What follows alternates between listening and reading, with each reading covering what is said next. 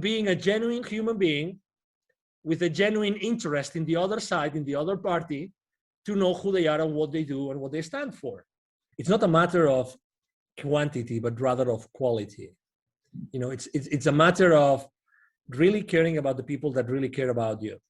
When you're an entrepreneur, you have to really niche down the people that you want to serve. Don't try to go after everybody. Don't try to throw your net to everybody. No. The more precise and specific with your messaging are, the more you're going to attract the people that you really want to serve. And the faster you will be able to make the mistakes that you need to really thrive with your clients and with your customers. Go through that process of making mistakes as fast as possible. That expression of failing forward, I love it. Because, my number one mantra, business mantra, and actually it's been even published in books, is take imperfect action now. The successful people that I'm seeing on LinkedIn, number one, they consider the other person individually as an opportunity to develop a personal relationship. Number two, the LinkedIn profile is not a place where you actually publicize your professional career, but rather a landing page. Number three, I see people starting to understand how to capitalize on their previous experiences with the new experience, with the new venture, the new entrepreneurial journey that they started.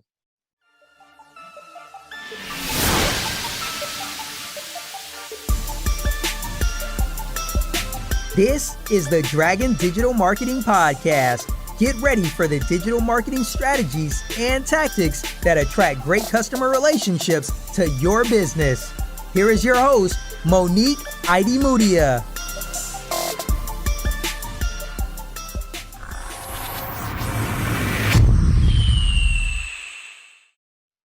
Hi, and welcome everybody to a new episode of the Dragon Digital Marketing Podcast. I'm your host, Monique, and you're listening to episode number 40. And today's episode is all about LinkedIn marketing. LinkedIn is such an important social media platform, and it's really special, and you can't miss out on the opportunity of leveraging LinkedIn for marketing your small business online. And here's why. LinkedIn is not just for B2B, and LinkedIn is a social media platform where people actually expect to receive news and updates from their favorite brands and their favorite businesses because it's a more professional social network, and it's actually been designed with that in mind.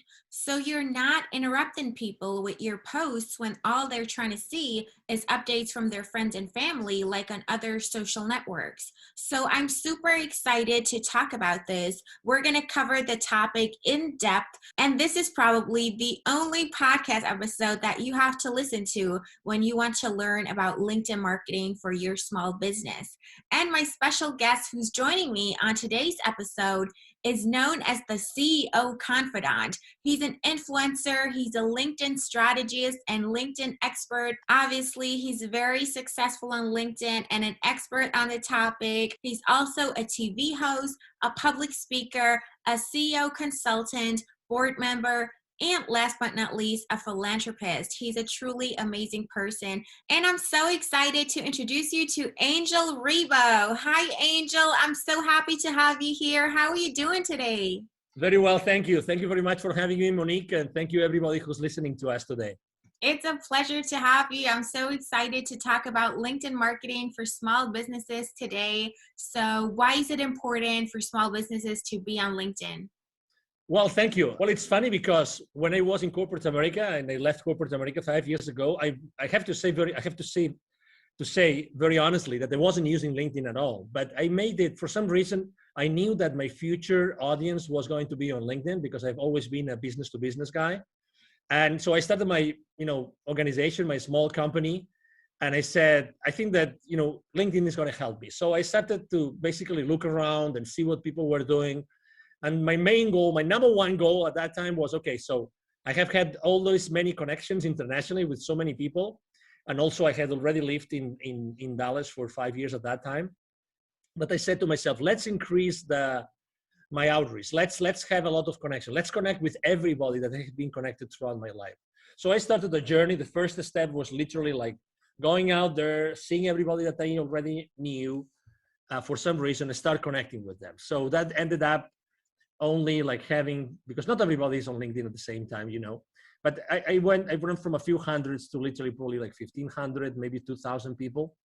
And that sounds a lot for people that are starting on LinkedIn, but I said, no. I really want to like start going to the next level. So what about the connections, which are my second level connections, which are connected to my connections? Let's just start. And that really started the journey. So I consistently started to go and, reach out to my second level connections. And obviously, as I was doing it so much and I was using so much time, I said, how can I automate that? Then I started a small like benchmark. I downloaded 3, 4, 5 different tools. I chose one of them and I started using that tool. I learned a lot. I made a lot of mistakes, and I did things that I didn't know that they were written on the terms and conditions of the, the contract with LinkedIn. I got restricted. And obviously I was extremely frustrated because, you don't know what you don't know, right? So you think that you're doing the right things and you're being cautious and everything, but it wasn't really that cautious, apparently. So, I made a lot of mistakes, but obviously those were lessons. And something that actually, one of the mistakes I made besides those, trying to make so many connections that got restricted was, how do I keep those relationships warm? Because a connection that means nothing unless you have a conversation with them. And not everybody's open to, have those conversations, not over. So I decided I'm a very unconventional guy. Let's put it this way. I don't like to do what everybody else is doing. So, I obviously, as anybody else also, after choosing a couple of tools to automate my work, what I did was, okay, so who really knows about marketing with LinkedIn? And I started to download some PDFs, some ebooks, some of, you opt into a particular offer and you get some basic information. I started trying things and I didn't like them. They didn't work for me. So I said, okay, so I'm going to be myself. I'm going to be Angel Rebo, the CEO of Confidant, talking to all these people, and I'm going to use unconventional messages. And I started, basically, I remember one batch of my emails or the connecting emails to my potential connections saying, what has been the most defining moment in your life, right? And I have to say that wasn't very successful, but that allowed me to see who was really open to have very in-depth conversations from a human perspective. Because we tend to think that as LinkedIn is a professional network, everything has to be professional. But that's not the case. In reality, people connect and people do business with people, with human beings. So people do businesses with people that they trust and they think that they can have a personal, the right personal, connection and relationship, probably with the same principles or similar principles, similar values, right? We don't have to be in agreement with everything. So, but it was interesting because a lot of people asked directly, this was the most defining moment in my life. And that means that a lot of people became suddenly vulnerable with me. So I learned one lesson, which is maybe if I am vulnerable, they will be vulnerable as well. So then I started becoming really more raw. And something that people don't actually think about is when we start a conversation over email, it doesn't have even to be LinkedIn. People think that they have to immediately start throwing all your value to them. Like, let's say you and I were both podcasters and we want to have a lot of nice, very successful people, and we start reaching out to them. Hey, I have a podcast and, I'm only starting, but, or maybe I already have like 10,000 people following the podcast and I have 20,000 downloads or maybe only 500 downloads. It doesn't matter. In reality, nobody cares about what you are, who you are or what you do. In reality, people care about what you can do for them. So that's very important. So, I started the conversation with them at that point as if I was in a face-to-face networking event. So let's say you and I meet for the first time. You're in St. Petersburg, Florida, a wonderful place. And there's a boat trade show in St. Petersburg, which actually it happens a few times a year. And I go there and we meet in a parallel networking event to the show. The first thing we're going to say is probably, hi, Monique, because you will have a badge, right? Hi, Monique, how are you? I'm Angel, I come from Dallas. That will be probably the first conversation, right? Very, very informal conversation. And maybe, we get into a conversation and we get to know each other a little bit and we get to talk about what you do in your life, what I do in my life. And maybe we kind of like each other, so we continue the conversation. And maybe, when you support the small businesses, I can send you a few leads your way. And when, someone wants to go international and wants to expand internationally, maybe you send them my way, and that's how things are being built, from being a genuine human being with a genuine interest in the other side, in the other party, to know who they are and what they do and what they stand for. Would you agree? Absolutely. I absolutely agree. That's the secret to everything. Yeah. Exactly. So, I understand that a lot of people have their recipes and have their swipe files and they have their strategies and everything. And that's great. But, I think that until the moment in which you realize that being yourself fully is that you start thriving, that's the most important epiphany that I would probably recommend every single entrepreneur out there, every single business owner, that they try to shorten this path. Don't be in doubt. I'm sure that maybe in the beginning you don't really know if that's the right service to offer, the right product to sell. I don't know if that's the right way to say it. It doesn't matter. There is an exact correlation between the amount of energy that you're going to put on everything that you do and your results. And it doesn't have to be necessarily like politically correct or marketingly correct or salesy correct. Really, it's more important that you are yourself, genuinely yourself, and then everything will happen. Honestly, everything will happen. It's all about energy. I have a friend. He's very good. He's one of the few people I know that really understand sales. His name is Jim Padilla, Padilla, and he always talks about this, about being you, genuinely you, when you are, positioning yourself, your products and your services to anybody else. That's honestly 90% of your success in your entrepreneurial journey, Monique. Absolutely. It's all about authenticity and putting yourself out there, being a genuine human being. And that's how you get connections in real life as well as online. LinkedIn should just be an extension of, the real physical world that we're in, and now we're taking it online, but the same principles apply. If you walk up to a person and you're immediately pitching to them, or even worse, it's an automated outreach message, you can tell at the first sight that it's not real, it's not authentic, it's been generated by a bot, and that just doesn't make you look sympathetic, and people will not want to connect with you and engage in any further conversation with you if you haven't made an effort to learn more about them and build rapport and so on and so forth. So you've touched on a lot of things. You got burned with. Sorry about that, Monique.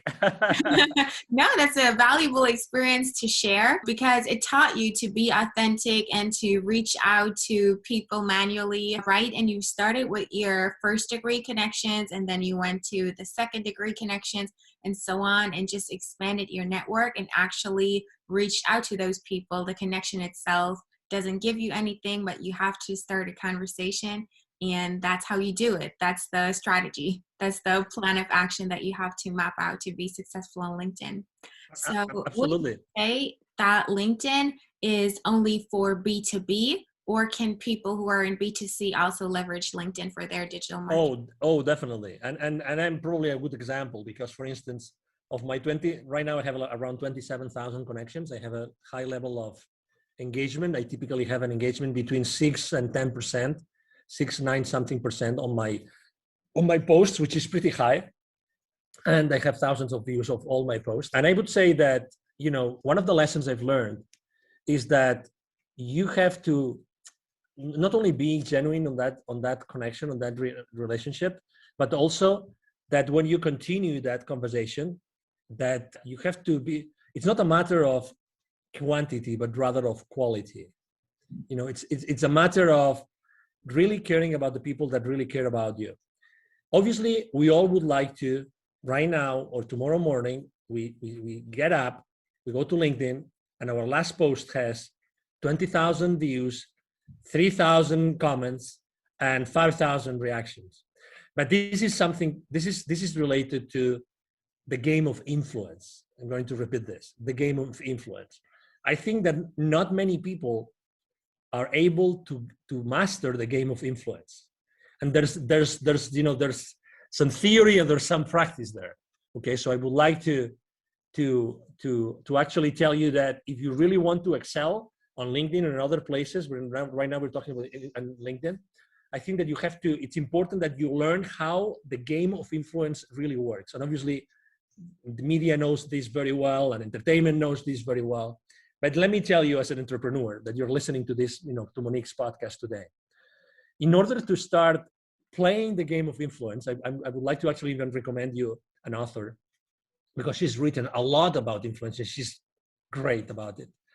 The number one rule, and the first rule, not the number one, but the first rule when you want to start playing and gaining more influence for yourself, for your content, for your brand, for your company, is that in order to gain influence, you have to give influence as a first step. You have to give influence. Don't ever consider yourself that you are small. It doesn't matter how many connections you have. It doesn't matter how many people actually engage with your posts. You have a connection. So you have an influence. So start giving influence to the people that have more influence than you, and go and interact with the people that have more influence than you. So that's two different things, right? But make sure that you do this. Look around who in your industry, who in your niche has more influence than you today, say on LinkedIn, right? And go there and try giving them more influence. So interact with them, because this is going to help them. And if they are professional enough in that, they will follow you back and they will start giving you influence back. I've done this literally hundreds of times already in these 5 years. And I can tell you, if you do that, you're going to gain more influence. And how does that relate to your question? Is it only business to business or business to consumer? I have 27,000 connections, 76, almost 70, actually now I think it's almost 78% are C-levels. Okay, so are people who have, positions high up in organizations, and most of them are on very large organizations, okay? Very large organizations. So that's why I think that obviously I'm not only, when I'm working with my clients or with my clients' clients, and with both, we all help each other on LinkedIn. When I reach out to these people, I'm not only reaching out to their companies, but I'm also building those those one-to-one relationships with them as a human being. So to your question, absolutely. If you are offering, for instance, a product or a service who's only for a specific individual, because what you do is you have let's say a coaching practice. You want to coach someone, or you want to consult someone, you want to, for instance, help corporate executives to get out of the corporate world and set up successfully their venture, their company. Is LinkedIn the right place? Of course. But also, if you're offering, let's say you're offering luxury hotel stays in, I don't know, in Bahamas, for instance, or villas, is LinkedIn the right place to do it? Absolutely, as far as you are talking to the right people, the right audience. And when you develop this relationship that they trust you because they have exchanged a few mails, or you have given them some value that they wanted or they needed, then you can actually offer them other things. You can offer them other products. You know what I mean? So at the end of the day, it doesn't matter where you are. The fact of the matter is that as far as you develop those strong relationships, you will be able to offer them both services for their companies and services for them personally. Absolutely. That's the power of the principle of reciprocity. You give before you ask, and people will reciprocate really most of the time. And everybody's on LinkedIn, not just, entrepreneurs and people who own businesses. A lot of people who work in jobs are on LinkedIn well. So no matter whether you're in business to business or business to consumer, everybody works P2P, people to people. So you can find your audience on LinkedIn and leverage it as a tool. And it's a huge social media platform, and you definitely be missing out if you wouldn't leverage LinkedIn. Now, we focus time and resources, our people, our money in our digital marketing strategies. So how can we leverage that to actually see a positive return on investment and make it an investment and not an expense? We actually want to generate leads and sales from our activities on LinkedIn. So how do we go about that to make it worthwhile and to make it profitable and efficient to actually get leads and sales from LinkedIn? Obviously, great question. And that's the That's the $1 billion question, right? So after you have developed those relationships, then you have to start doing a triage that they call, right? The triage. So you have to start really knowing what every single company or every single person really wants. I'm going to see what I'm saying want, I'm not saying needs. I'm saying want. Because why? Because you, as the expert matter on something, okay, as the, you know about something, you know a lot about something that's the service that you're offering, you know exactly what these kind of people might need. But guess what? They don't really know what they need. What they really know is what they want. And that might sound a little bit subtle, but it's not subtle. It's the reality. Is that you have to know what they really want. So you have to create that space in which you consistently talk with them, generally speaking, like automatized or one-on-one, so that you eventually get them to tell you what they want, okay, what they want. And different people in the same company might want different things. The thing is, can your service or your product fulfill that thing that they want? Yes or no? You are the expert. So you're going to give them what they need, but they're going to buy from you what they want. Okay, so again, this is a subtle difference, but it's extremely important. I have a very common mistake we make when we go out there. And again, I receive literally 40 to 50 messages every single day on LinkedIn. Every single day. I have around 20 to 30 requests for new connections coming to me every single day. Every single day. So, and I have to tell you, less than 1% of the messages sent to me, I really am willing and open to have a conversation, because they just throw things at you, without really caring about me. You have to be, when you're an entrepreneur, you have to really niche down the people that you want to serve. When we are entrepreneurs and when we start our journey, we are extremely fearful about many different things, about money, about the future, about the uncertainty, you name it, about family, about mortgages, about our bills, you name it. I mean, you are an entrepreneur, Monique. I'm sure that you resonate with what I'm saying. But guess what? The more precise and specific that you are with your message, the more you are going to connect to your audience. And it doesn't matter how big your audience is. It doesn't matter how, in theory, your audience, how big in theory is that going to be. In reality, you only probably need what? 2, 3, 4, 5 clients to start having your business, ramp up. So, and when you start doing that, guess what? You start making mistakes. Oh no, Angel, no. I don't want to make mistakes with my first customers. Well, guess what? You are going to make mistakes with your first customers, because that's it has to be like this. And then you will adapt, and you will apologize, and you will learn, and you will offer more and more and more value to those customers until you have had so many customers and you have made and learned so many lessons that you will do a much better job and you will make much more money. But again, don't try to go after everybody. Don't try to throw your net to everybody. No. The more precise and specific with your messaging are, the more you're going to attract the people that you really want to serve. And the faster you will be able to make the mistakes that you need to really thrive with your clients and with your customers. And that's fearful. And I understand that, because I've been there, and very often I am there. For instance, last year, 2020, that was a year of pivoting, right? Everybody was reinventing themselves. How am I going to adapt to the new market, blah, blah, blah. I was helping here. I actually was able to give even 2 webinars to the local community of entrepreneurs through an accelerator here, business accelerator. And I was telling them the same thing.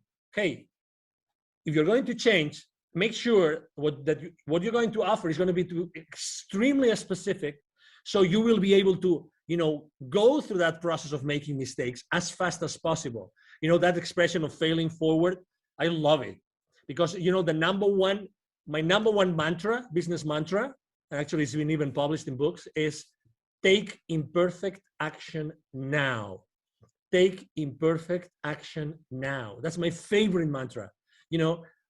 Unless you confront your fears immediately, it doesn't matter how many mistakes you make, you will never thrive. If you really want to be an entrepreneur, committed to yourself and to the rest of the people around you, your employees maybe, or maybe your family or relatives, take imperfect action now. Don't wait for anything else. Absolutely. I totally agree. You know, in order to get where you want to be, you have to get started. The first step is the most crucial step.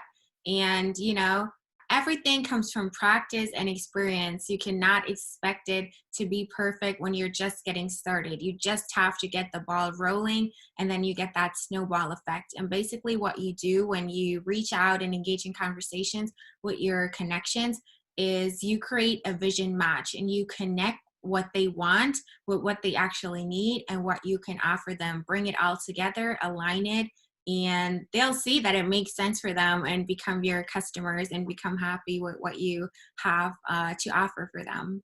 So, do you see any trends right now that are going on with LinkedIn marketing?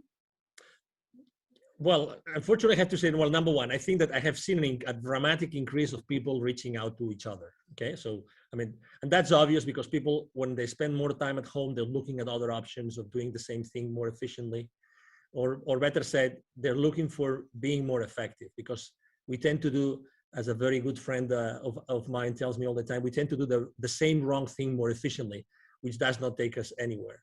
So what I'm saying is, number one, a lot of people, many more people reaching out. But as I said before, guess what? These people are not personal. They are not personal. So I keep on seeing a lot of people making the same mistakes and doing the wrong thing more and more and more efficiently. Why more efficiently? Because the messages are longer. So instead of being one page of verbiage that you really don't care about, now it's 3, 4, 5 pages. Literally, I mean, I really don't understand how this is possible. But anyway, so the successful people that I'm seeing on LinkedIn, number one, they consider the other person individually as an opportunity to develop a personal relationship. As it sounds, okay? As it sounds maybe too raw, but this is it. Number two, the LinkedIn profile is not a place where you actually publicize your professional career, but rather a landing page. And there's many people saying that out there, and I couldn't agree more. A landing page, okay? A landing page. So that means that what you show there is actually you are showcasing your products and services. So again, think in terms, when you're designing your page, your profile, think in terms of this that I just said, okay? I mean, I do this not only for my profile, I do this for my clients, because again, you don't want to show your clients, you know, how many years you work for X, Y, or Z. You can always do that afterwards. You really want to show them what you are about. You want to show them real testimonials of people that you helped before. Now, number three, I see people, obviously, there's a lot of people going out of the corporate world. I see them starting to understand how to capitalize on their previous experiences with the new experience, with the new venture, the new entrepreneurial journey that they started. And I would like to tell the already existing entrepreneurs who are already on LinkedIn, even if they're already active, to go back and rethink this, okay? So you still have an opportunity to go, because you obviously started somewhere, right? You for sure have an experience of some sort on some company, medium size, small size, large size, it doesn't matter. Go back to that experience and think about how can you change your presence on your profile so that becomes a beacon, so that everybody sees this amazing testimonial, this amazing experience that talks to the audience that you want to serve. And that's another thing that I see very, very, very clearly. So the people are starting to understand that the profile is much more. And probably the last trend that I would say that I'm seeing more and more often is that people are obviously reaching out to experts on the matter. Let's say they're not taking risks. So they want to go to someone that has already been successful with LinkedIn, that has already been able to make the mistakes so that they avoid making the mistakes. If someone gets restricted on their profile right now, very honestly, and there's thousands of them every single day, is because you want. Because I already warned you. I made the mistakes. So why would you make the mistakes if I'm telling you what mistakes not to make? You know what I'm trying to say? One of the main mistakes I made, I don't know about you, Monique, when I started my journey, I didn't ask for help. And that was a big mistake, because the most precious resource that we have in our lives is exactly that, time. It's time. I wish I had invested more in other people helping me when I started my journey, because they would position my business into a place in which I would probably have saved 6 months, 12 months of time. And time is the most scarce resource. The only scarce resource actually we have is time. And I would encourage everybody of you listening to us today to please consider investing in people that have already been there, that have already taken that journey, so you are able to learn all those lessons and really don't waste so many months or even years in your life trying to do the same wrong thing more efficiently, but rather being more effective. We need to be more effective, Monique. Yes, I absolutely agree. All of those people who are reaching out with those annoying, unpersonalized, automated messages, they're not really your competition. Everybody ignores them. Everybody's just annoyed by it. They're not taken seriously. And, nobody is willing to give them a chance and do business with them because they've messed up the first impression. That's number one. Then I love your analogy to your profile not being, a CV, but it's your landing page. So you can really showcase yourself there and use that as a tool. And what do you think about creating content as well, posting on LinkedIn and really leveraging all of the features that the platform has to offer? Exactly. Well, obviously you're preaching to the choir here, and you know that, as I said before, I post every single day. About content creation, obviously I'm a big believer, and I think that, I learned many lessons in there, and I would love to share them with your audience, obviously. Number one, you have to be persistent, okay? So I have to say that I wasn't persistent before, and I wasn't creating before I wasn't persistent, and I was just sharing someone else's content. You can do that, and it's not bad, and you are helping someone else. And it's okay, but it was until I started, and I have been right now probably posting every single day for the last literally 10 months, probably right now, every single day. And I'm posting, I would say, three types of, or two types of content, just to simplify, to make things easy for people. Number one, I post about my business and about my clients' businesses. Okay, actually, I myself, I use my profile, I use my influence, so I actually help my clients with my exposure. So I expose their content, their videos, their interviews with my audience. I mean, that's what influencers do, right? We use our influence to favor the business of someone else, and that's something I do. So then I have a first type of content, which is my own content and my clients' content, and that is typically 3 times a week, 3 days a week. Okay, and then. So I post typically once a day. And then the rest of the days, it's really related to something personal that happened to me, or something personal that I see happening to others very much, and I think that interests them, or something which is related to a specific date.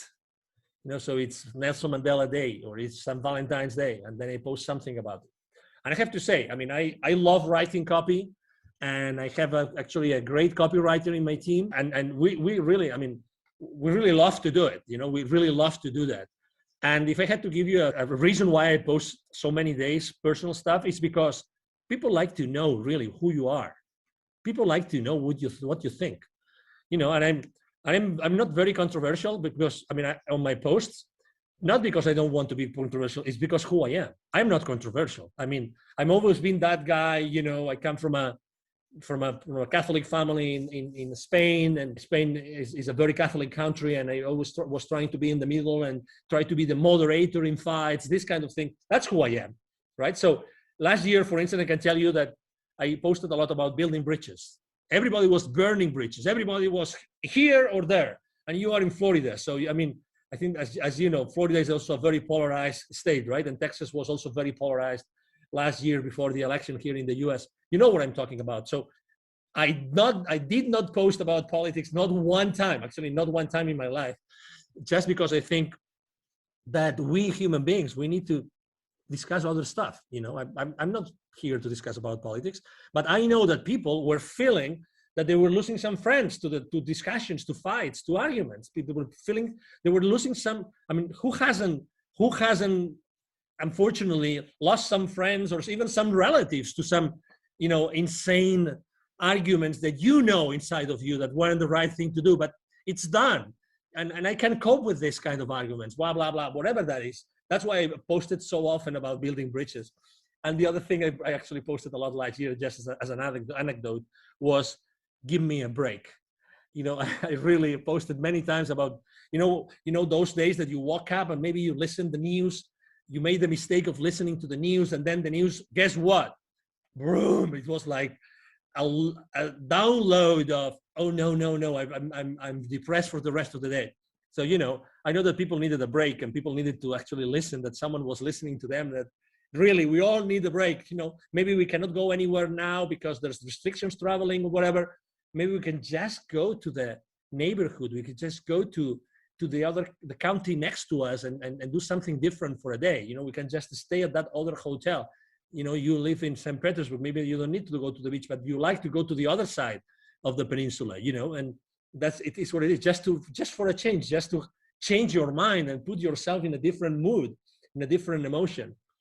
So I think that it's very important for your audience to know who you are as a person, and also obviously to post about your business, because you want to do business at the end of the day.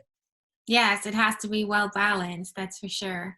Exactly. So what do you think about influencer marketing on LinkedIn? How is it working with influencers on LinkedIn? It's certainly very different from the, stereotype of an influencer who's doing beauty, makeup, or travel or whatever, and they're calling themselves influencers. It's different on LinkedIn, right?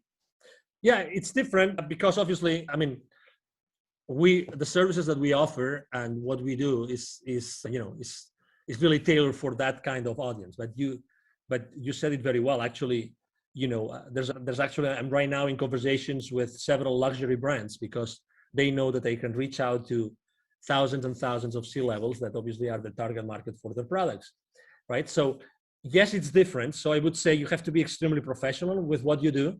There's no, what's the name? I don't know the name in English for that word. So it's just coming in Spanish to me, but you have to be extremely consistent, coherent. That's the word, coherent with what you are putting out there, right? If you are a coherent, you're a serious business person, it's the same thing when you're using your influence for other brands.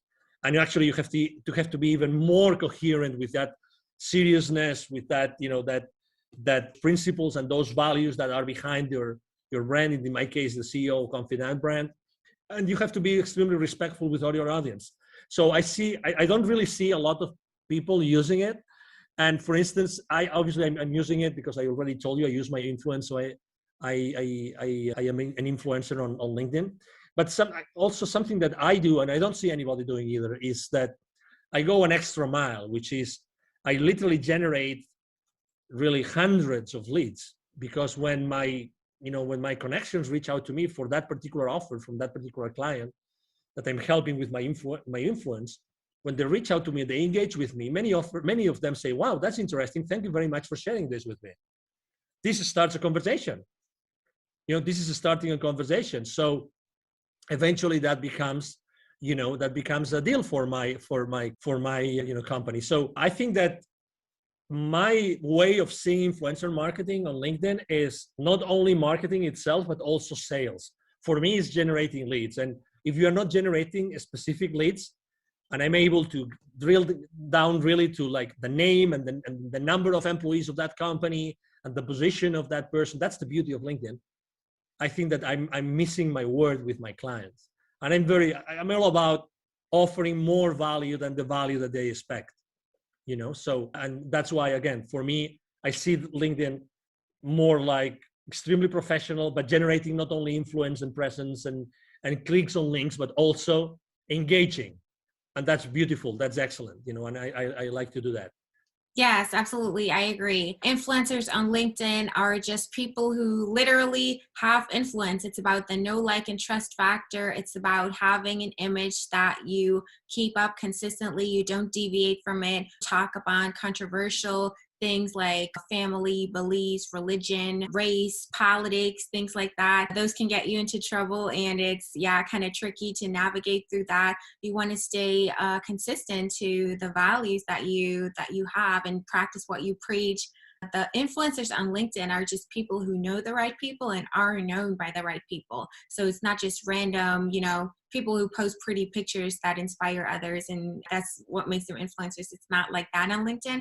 It's a lot more professional. So you have to find those people, reach out to them. The analytics that you get are just amazing. You can drill people down by industry, by position, levels of experience, and so on and so forth to find your right audience and then reach out and connect with the right people on LinkedIn. Yeah, exactly. It's a different game. And it's easy to your point and to your questions, Monique, it's easy to get overwhelmed on LinkedIn. So I would suggest, obviously, you have to build your own system. You need to build a system of systems, right? A system that has different pieces so that all together you keep your sanity, number one, and you generate business for yourself and for your clients. I think that's very, very important.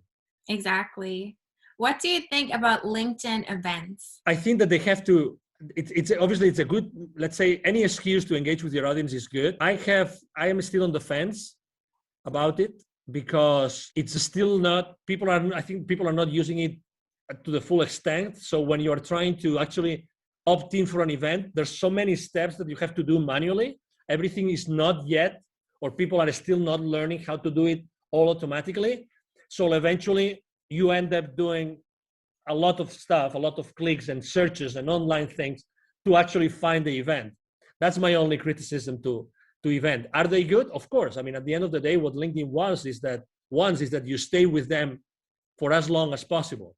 That's what they want, that you are there with them for a lot of time so they can expose you to the advertisements of their clients. I mean, I get that. But I think that there should be something else, some more value in there, so that it was really a place where people meet. And right now, I have felt when I'm signing up with events that the system is a little bit broken. That's my experience. Okay, I mean, with all due respect, and this is just positive feedback about the system. The idea is great, but I think that the implementation is not there yet.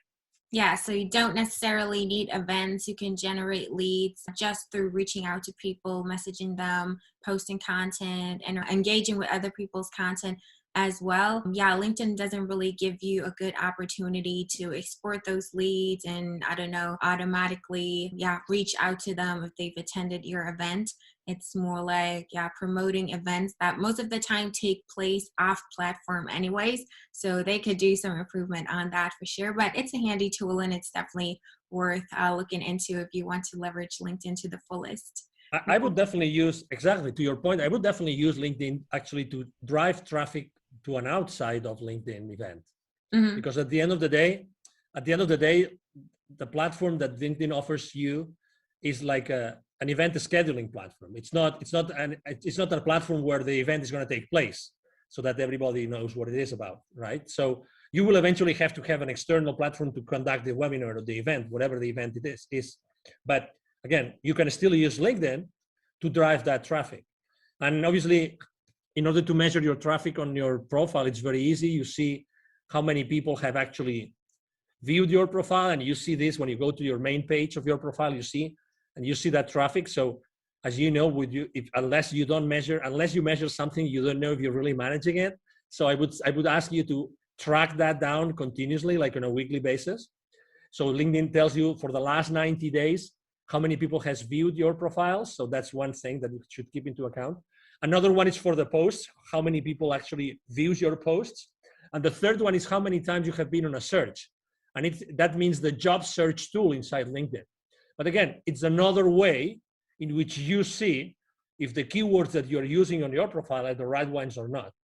So as far as again, it's all about, because we're talking about how to drive traffic to your events, right? So keep an eye on all those statistics. And if you keep an eye on those stats and you keep on increasing them all the time, and you know how to increase them, then you will then increasingly attract people to your webinars outside of LinkedIn. Right. So you've touched upon, or you've talked about building that system of systems. How do you go about building a system and really incorporating LinkedIn in your digital marketing strategy and create an actionable plan that you can execute step by step to make it work for you? Great question. Obviously, I mean, I built my system after lots of tries and errors, lots of mistakes.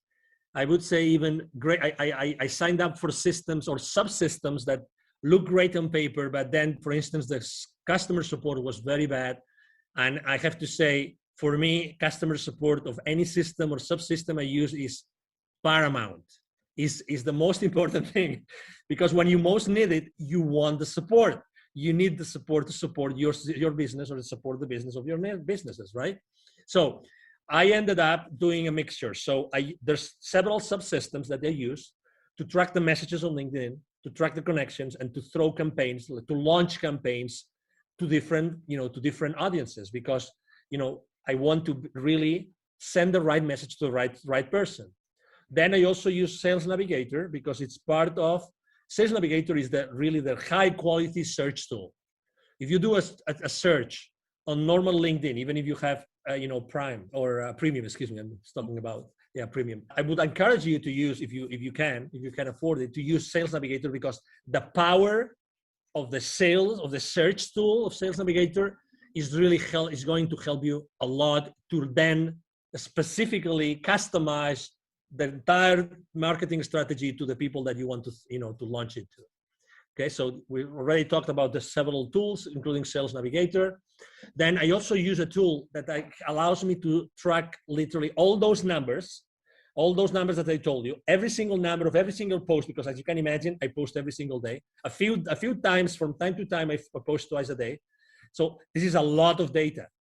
I have a system that helps me track all that data live, like online, like on real time.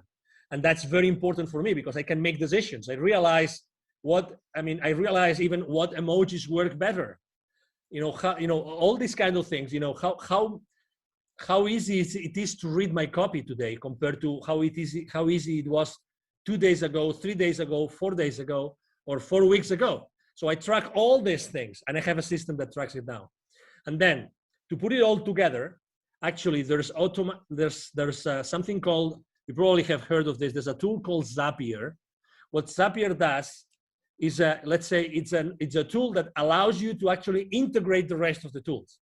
So I would say, if I can use, and with all the respect to all the people that believe in God, including me, right? Zapier is the God of technologies, okay? Zapier is like the octopus. If you've seen that precious movie, My Octopus Teacher, which I recommend to everybody, by the way. So it's like the God, which is in the middle, that helps you integrate the rest of the tools. So I put Zapier in the middle, which is really easy to use. And it helps you manage different triggers of different events happening in different places. You can actually integrate email into that. And I have actually also, and that's the last part of my system, I have built actually spreadsheets on Google Sheets, fully integrated with the rest of the system, so that I have a dashboard. Okay, so here you are. I have a dashboard that has all my leads, all the leads generated on LinkedIn, all the leads, all the emails that I'm sending through my email system. And all those systems are integrated onto a dashboard that I have had designed on a spreadsheet. So this is my entire system, right? It sounds complicated, because I have tried to explain it to you the way that I was little by little integrating the different subsystems, but right now, works flawlessly. And what I'm doing I have someone in my team that has helped me build the systems for me and for my clients. So right now it's like duplicating the same system, so it works for other people. That's the beauty of it. Again, it was what I was saying before. I mean, it would take for you many months just to do a benchmark of the different technologies and subsystems. When you have a system that already works, how much is it? How much is for you? How much is 3 months of your life worth for you? How much of not having to pay more bills? Add up the bills that you have to pay. Add up your cars, your mortgages, the utilities, the clubs, add all those up, multiply it 3 times, or maybe 6 times. How much is that for you? If you could start generating revenue in 30 days or in 60 days, that's why I always talk about the same thing as I said before, taking perfect action now, but get help. Be the solution. Don't be the problem. Don't keep on working on the problem. Work on the solution today. Yes, I think that leveraging marketing automation and taking advantage of all of those tools to facilitate the processes for you is a smart thing to do. And everything has to be integrated nowadays. you can't, invest your time in doing repetitive things manually over and over again to create the spreadsheets and everything yourself. And you want to leverage tools for that. And Zapier is a great tool. I use it myself. I can definitely recommend it. Sales Navigator, I'll link the tool recommendations that you gave us in the description as well. What tool do you use to track your activity live, and what helps you figure out which emojis work best for your social media management? Yes, there's a tool called Shield App. Again, I'm doing some, I'm doing some referral marketing, affiliate marketing today, but it's okay. I mean, I'm not making money with any of those, by the way, so that you know. But if you would like me to share the links to those technologies, I can do that, Monique. If you want me to do it, I will be more than happy to do it. But I use, actually, it's developed by some European high-tech team. Great support, great technology.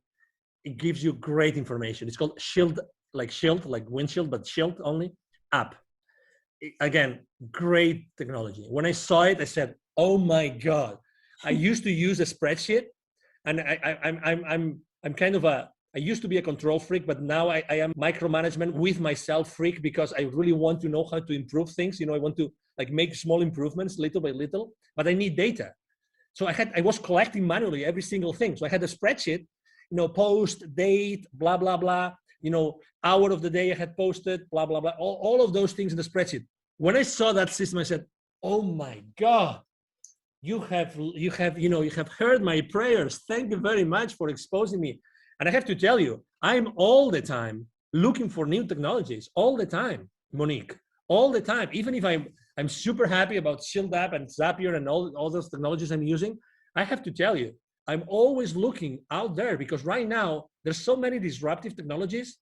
There are so many, Monique, that, I mean, there can be right now out there some technology that probably can do something for you that you don't know, you can't even imagine, using machine learning, using artificial intelligence.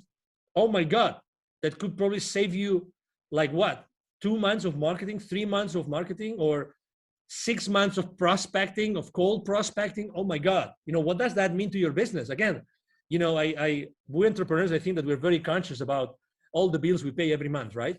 So every month we pay those bills, and those are so much, and how much money I have to generate every month to break even, or obviously to make money so I can save up for a new car, for a new vacation, for a new experience, or for having this wonderful present I want to give our parents, right? I mean, who doesn't want to give a better life to their parents, Monique? Absolutely. Yeah. That's why I love asking about tools. I'm all about, leveraging technology to make things easier and faster and automated for us, so we can spend our time doing the things that are more important for us, and we're not wasting time. We have to be the most efficient nowadays. Absolutely. Thank you. Thank you very much. I have to say that I really love it when the rubber hits the road, because it's really there. I mean, right now, everybody listening to us, they can go out there, look for it, buy it, try it, test it, and see, oh my God, yes. Yes. And that's what we want. I mean, we really want, you are a public figure, I'm a public figure. We are here to really help people. We really want to make these shows, these conversations useful for people. We really want to do it. Yes. That's why we do it. I mean, we're using our time. It's, we're recording this on a Friday. I'm sure that you have many better things to do today. You could be, you know what I mean? I mean, we have choices in our lives, but we still choose to be here because we want to really share our experience. If our experience can help someone, if today there's only one person, even if there's only one person that resonates with my message today, oh my God, this conversation with you, Monique, has been enough, because we've changed someone's life forever. And that's the beauty of having these conversations publicly. Yes. So what benefits of LinkedIn marketing do you see that no other platform offers? Segmentation, I think it's very important. You own the data. You don't have to trust that someone is going to categorize the data for you as other platforms. In this case, you know exactly who you're talking to. And you have contact information, direct contact information with the people that connect with you. Okay? Obviously, in the bad hands, that is going to lead you to a restriction. But the good thing is that you really can touch upon the data of the people that trust you and you trust them. And that's extremely important. Okay, as I said before, and you asked me, is it only B2B or maybe it can be also B2C? Absolutely. If you do it right, Again, if you do it right, it can be B2B or B2C. For instance, I had a client that he was developing a personal app, right? A personal app. And that app, he was only thinking of, no. In order to sell that app, it's for private people. It's for, it's for the mom and pop, and maybe not young people, probably mom and pop, or, middle age, blah, blah, blah. I should use probably like, it's probably going to be Instagram. And I said, well, and do you think that maybe there are a lot of mom and pops that work in large corporations? And do you think that maybe that could interest a corporation? So again, it's the flexibility, it's the granularity, that's the word. Granularity of information that LinkedIn offers to you that you can actually then use to, drill down to who you really are interested in talking. And that's beautiful. Again, read the terms and conditions, because you don't want to be restricted. But this wealth of information, again, to be honest, I consider LinkedIn to be a search tool. It's nothing but a search tool, to be honest. It's a search tool, but a very powerful search tool that allows you to do a lot of things. But it's a search tool. Yeah, that's right. It's a very powerful search tool. Actually, if you go now to Google or to any search tool and online and you put my name, I bet you that probably the first line of Angel Rebo, R-I-B as in boy, O, is going to be my LinkedIn profile, for sure. Obviously, because I have thousands and thousands of people watching my profile, every single day, but also because they want to be a search engine. They want to be so that whoever is looking for someone, the traffic is now driven back to LinkedIn. That's what they want. LinkedIn wants you to be spending a lot of time on LinkedIn. That's what they want. Yeah, so it's self-reinforcing, and your goals and the goals of the platform are aligned, and they keep pushing you more and more because you do what the algorithm wants to see. You don't, try to drive people away from LinkedIn and, always link to other websites and try to get them to leave LinkedIn or whatever. No, you're using the features that LinkedIn offers you to engage with people and pursue your marketing goals, and you're doing it all on the platform. You're using their events feature, their messaging feature, you're sharing content directly on there, you're endorsing people, receiving recommendations, giving recommendations, and collect everything on LinkedIn and use that as your marketing tool, use your profile as your landing page, and that helps LinkedIn out. And if you help them out, they want to help you out too, so they're not going to punish you, they're going to give you an amazing organic reach and all of that, and it's just a win-win. That's right. So LinkedIn also has this feature where you can publish articles. So you can also use it as an extension of your blog and publish stuff there on LinkedIn. Do you recommend doing that as well? That's a great question. So I have used it for my clients. I have used it for my own only one time. And the reason why I have done it so little for me and also so little for my clients is because I think that written content, even if it has pictures and it has, photos and it has charts and it has bullet points, how many people do they really have the time to read the entire article? That's number one. Number two, how many times, if you reduce the size of the device screen, right? You might have the time, you have a great screen, you might have the time that you might like even to read it because it's fancy. But if you're on your cell phone and we know that consumption from mobile devices is going up, how many are they going really to see that article, to read that article? You know what I mean? So it's all about traffic. So as much as I could be, I have a group of content, developers, creators. So I could have articles every week, and I'm not doing it because of that, because I'm not sure that I'm going to be adding the value that my clients are going to have the time to read. That's why. So you want to repurpose that content and you have a way to drive a lot of traffic to that article from outside LinkedIn. Maybe that would make sense because, again, LinkedIn is their place for corporate and professionals and B2B and B2C, blah. That I understand, but to be honest, internally, not sure. Yeah, so it's better to post directly in the feed, post images and text there. You can post PDFs. It makes your content more easily consumable at a glance while people are scrolling through their feed, and they don't have to take the time even to actually read an article. That would actually be the smarter thing to do that you also recommend. That's good to know. Absolutely. I mean, people may have different opinions, but I'd rather probably write an article at, I don't know, at Thrive Global, Ariana Huffington's online publication than doing it on LinkedIn. I mean, as much as obviously, I mean, as you probably can imagine, I spend hours every day on LinkedIn, literally hours. Yeah, so you would know. I think it also depends on your niche. For a minority of people who are in the copywriting niche, or I don't know, poetry, whatever, when it's all about writing and they know their audience likes to read, they only want to read, and they it's really all about text, then of course you can leverage that. And it's great that LinkedIn offers that feature, because you can showcase your work and share it with the audience without having to, drive people off the platform. So you can use that. But in general, it might be more beneficial for you. I mean, you have to test it out. There's no one size fits all answer to anything in this world, but in general, it gets more traction when you post in your feed. Because if you publish that article, you write it, you publish it on LinkedIn, then when you share it, all that people see is a preview. They see like the header image, a title, and like a small description of the preview. So they still have to click and they have to leave their feed to even be able to read that article. So it might be, easier to get the message across right there in the feed when they can see it right then and there.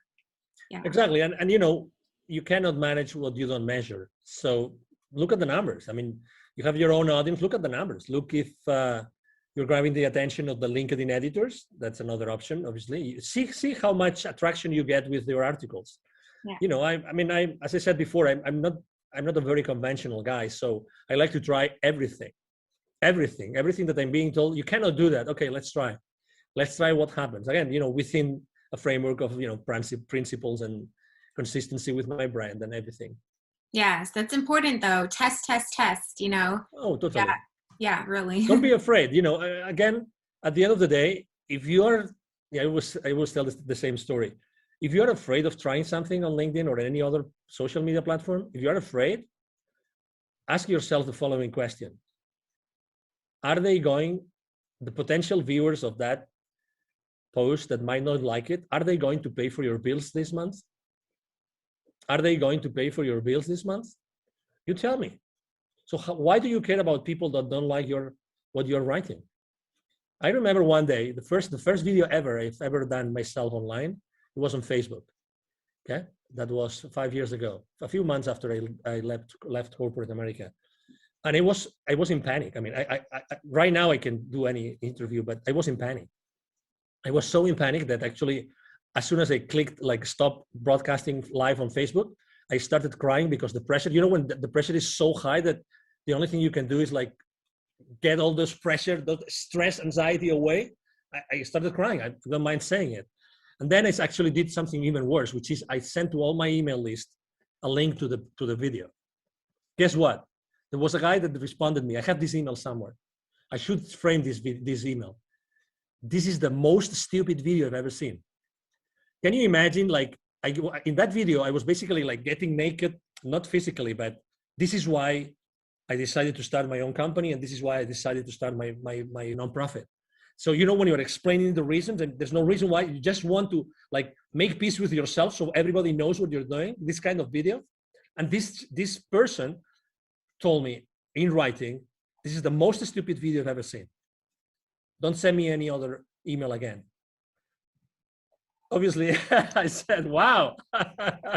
But I mean, probably some people would have said, I didn't respond to the email, but some people would have said, oh my God, it was probably pathetic. I was pathetic, and oh my God, maybe I shouldn't do this anymore. Or the other way around. I mean, I realized that video was my thing. And honestly, I mean, right now video, I love video and I use video as much as I can because it's much more direct, and people prefer to spend 2-minute video, and if it has subtitles, even better than doing many, many other things as far as, content consumption is.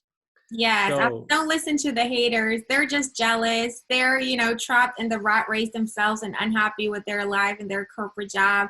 and they just can't be happy for you that you got out and started your thing, and you have the courage to make a video and share your emotional experience and Exactly. your reasons there, and just want to hate a troll. Yeah, always keep that in mind. Don't let it paralyze you or make you doubt yourself. Just ignore it. It's the best thing you can do.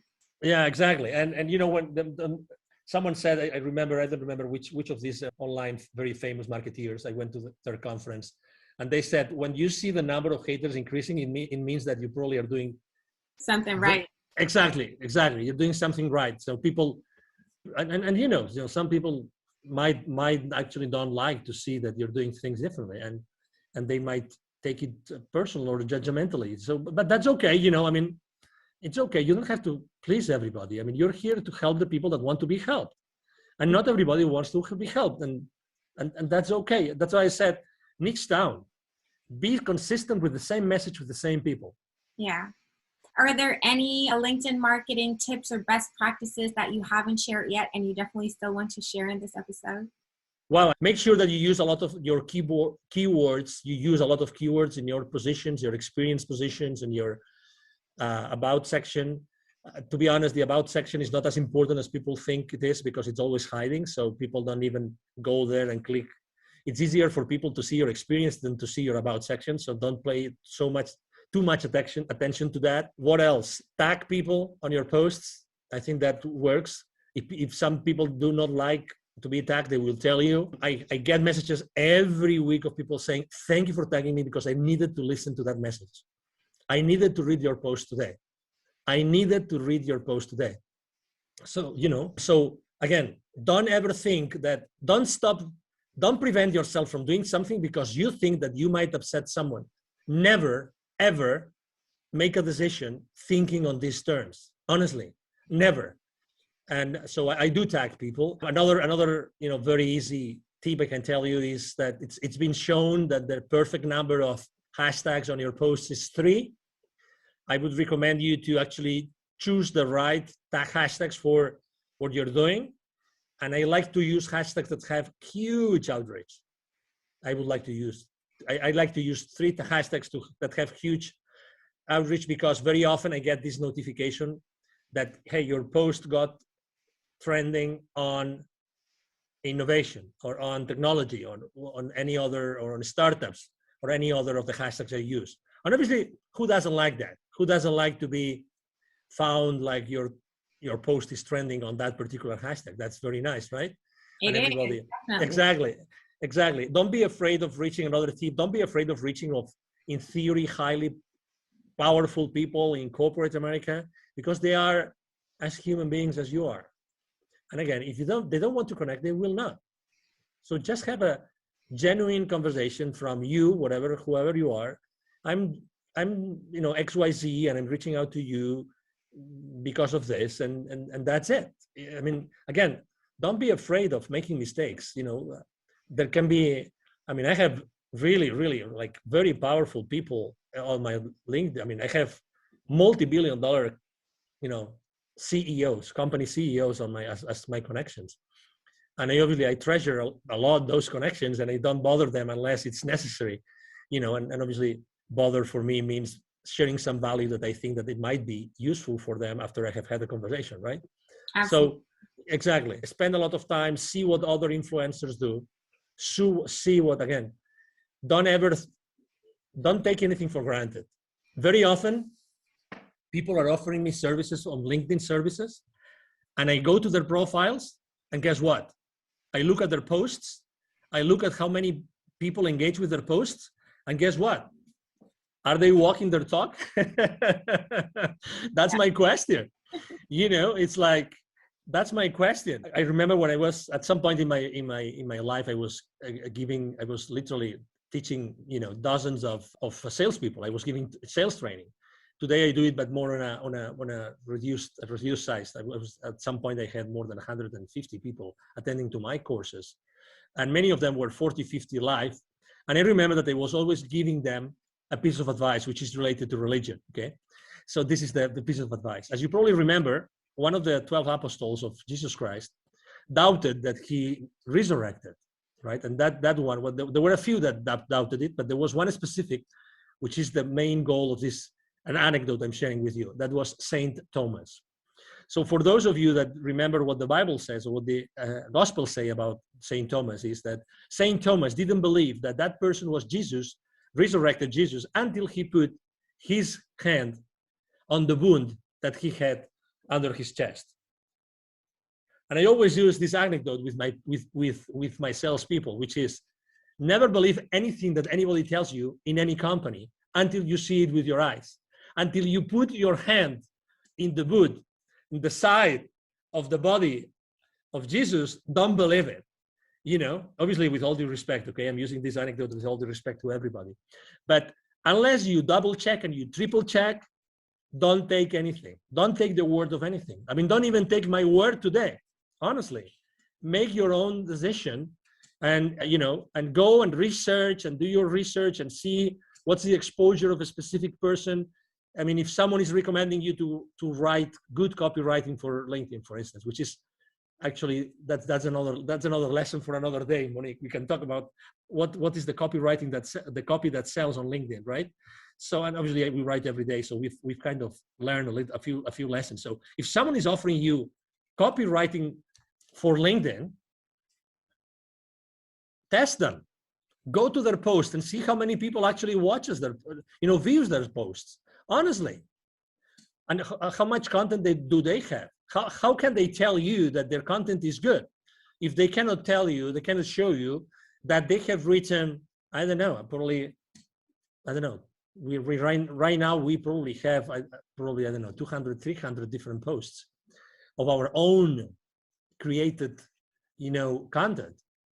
So don't take anything for granted, really. If you want to trust something, or if you want to try something or the services of someone, go there, look online, and make sure that what that person is saying or that company is saying is true. I would really recommend everybody to do this. Double check on everything. Make sure that things are true and people really walk their talk. Yes, verify their claims and look for some social proof before you just blindly trust anybody on the internet. That's right. Exactly. So, Angel, how can people reach out to you, find you, contact you if they want to learn more? Maybe they want to work with you. Absolutely. Thank you for the opportunity, obviously, again, Monique. So it's very easy to find me, obviously, on LinkedIn. My name is Angel, last name Ribo, R-I-B as in boy, O. My brand is the CEO Confidant. So if you go to even if you go to Google, you will find me easily, Angel Ribo. I have a team of people working with me. So we answer all the messages on LinkedIn, those 40, 50 daily messages on LinkedIn, they all get answered, all of them. And also my emails, I would like to actually offer my direct email address. And again, I respond, either myself or my team will respond the emails. My email address is angel@angelrebo.com. angel@angelrebo.com. That's my email address. And again, I would love to engage in a conversation with you. I mean, very honestly, I talk to a lot of people. I'm really the kind of person that whenever I can help, I help every single time. Anytime I'm being asked, I mean, just to give you an example, for COVID, this local business accelerator that serves so many small business owners and entrepreneurs and startups, they asked me if I wanted to be their mentor for some of their organization. I said, of course, anytime. So I'm this kind of guy. I like to help because I believe strongly in something that you said. And actually, I believe in that law, universal law of reciprocity. I mean, it is what it is. We cannot fake it. We can't change the laws of the universe. It's the law of reciprocity. The more you do, the more you receive. So I really strongly believe in that. And you can test me anytime. You can test my claim anytime, reaching out to me directly. And again, as I said before, thank you very much, Monique, and thank you very much to the audience listening to us today. You're welcome. It's been my pleasure to have you here. You shared so many valuable tips. It's amazing. Highly appreciate it. And I think it's a great interview. Thank you so much. Absolutely. Thank you very much, Monique. Thank you so much for watching and listening to this episode. This was a super valuable episode packed with actionable tips and tactics that you can start executing today. I'm sure this has helped you out a lot, and I have something for you that's going to help you out even more. I have a free gift for you, and it's a buyer persona template.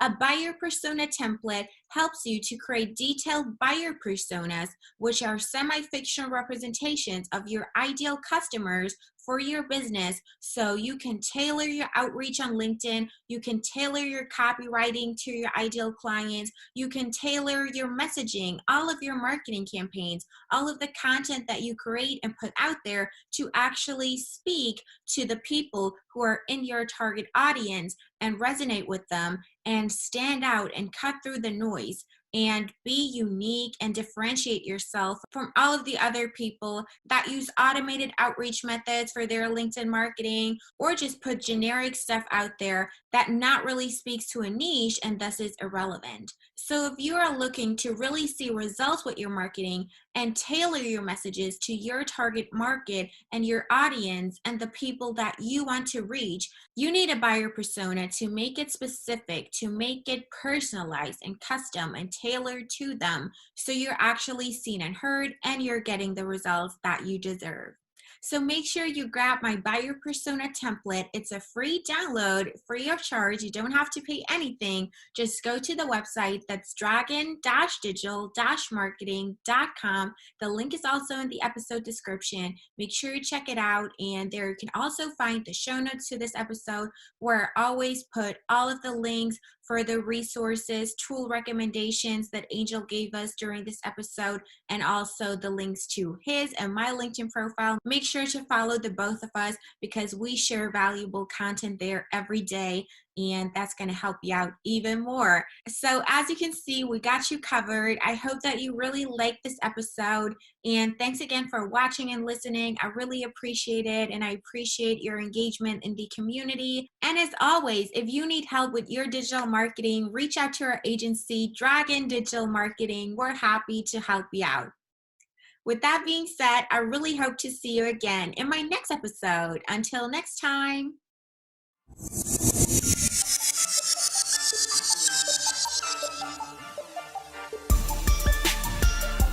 Thank you for joining us for this episode of the Dragon Digital Marketing Podcast.